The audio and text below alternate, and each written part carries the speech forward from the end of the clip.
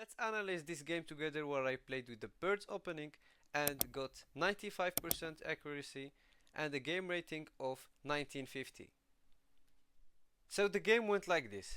f4, the birds opening.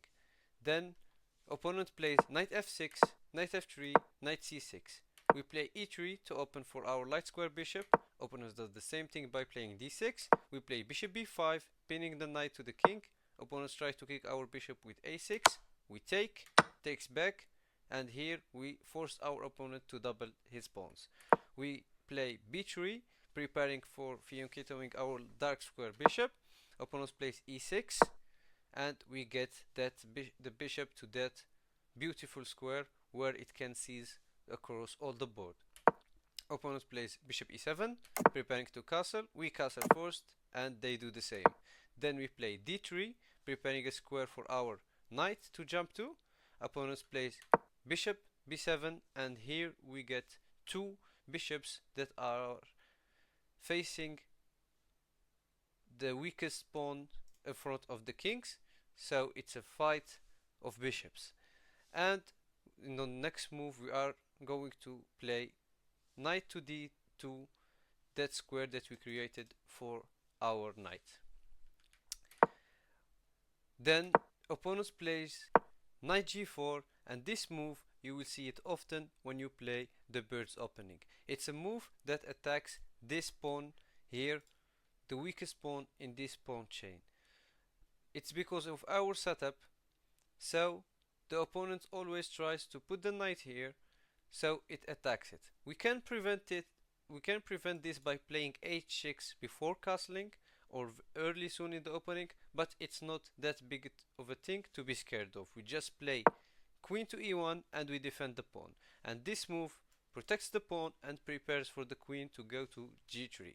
So opponent plays c5, we put the queen on g3, and this move is letting the opponent thinks that he can take the knight, but we have a checkmate trap that's hidden behind. So if opponent takes, here it's mate in one. Okay, so the opponent here played f5, protecting the knight.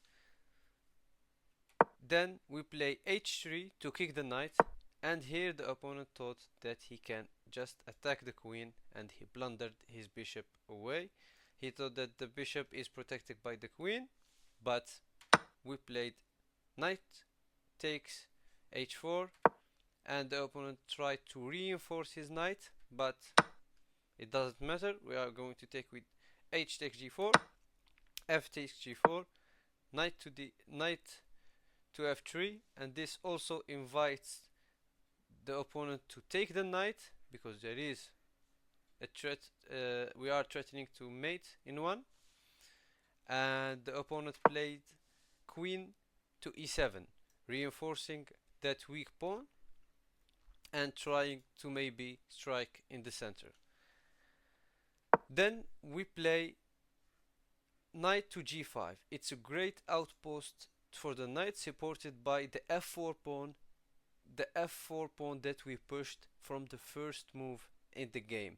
And this f4 pawn helps our knights to maneuver in the board very, very nicely. It creates a nice outpost on e5 and a great outpost too on g5. So we put the knight on g5, then opponent plays d7.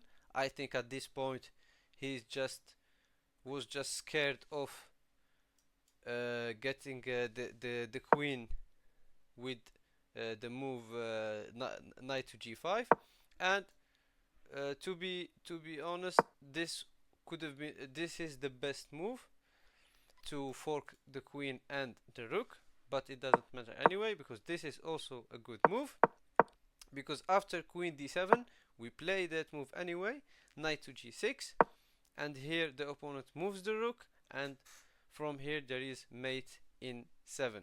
So we play queen h4, attacking the pawn. Opponent plays queen to c6, trying to battery the queen and the bishop, so could checkmate us on this g2 square.